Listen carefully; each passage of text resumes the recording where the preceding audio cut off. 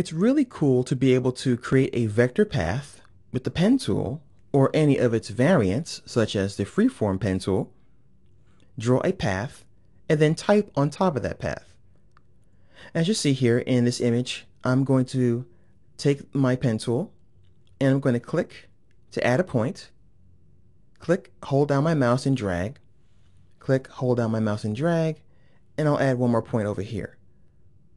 Then I'm going to grab my type tool and I'm going to show you something here.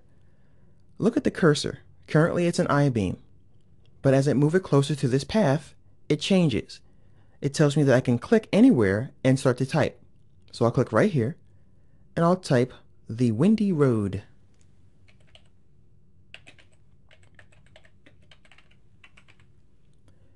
Now it's pretty cool, but as you can see, some of the words get a little bunched up. So you have to sometimes adjust the path.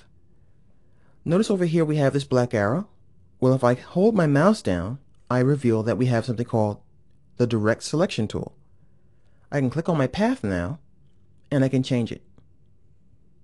So I can more easily read the words. And I can also use this handle to change that as well. If I need to, I can go back to my type tool, click inside the word itself, and then hit the space bar to change some of the spacing. Or you can use any of the tools that we talked about earlier. It's a really cool way to create something unique. So I'm going to go ahead now and just move this up like so, and just play around with it a little bit more. Just like the other tools, as long as you have your type selected, you can change the color of your text. And now you have something really cool. Now, by the way, I'm going to show you something else.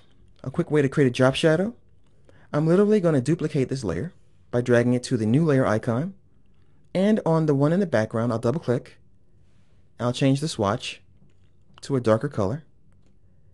And then I'm going to grab my move tool and I'm going to actually hit my arrow keys on my keyboard to move that down.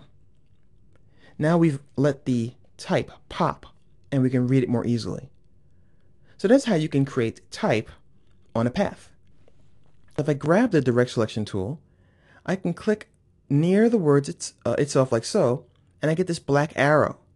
So I can click and pull down to drag this text so it's now underneath the path.